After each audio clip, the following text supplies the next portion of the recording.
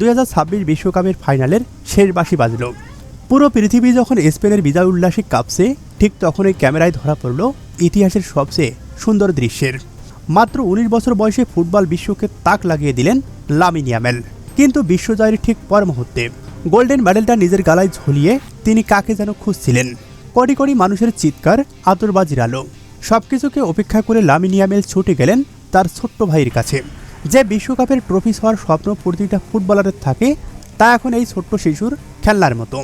ইন্টারনেটে ভাইরাল হওয়া এই দৃশ্যটি কোটি কোটি মানুষের চোখে জল এনে দিয়েছে। বিশ্বকাপের সবচেয়ে বড় ট্রফিটা জয়ের পর লামিন ইয়ামাল প্রমাণ করলেন মাঠের বাইরে তিনি শুধুমাত্র একজন সাধারণ বড় ভাই। ফুটবল দুনিয়া পেল এক নতুন রাজা, আর এক ছোট ভাই পেল তার সুপার হিরোকে।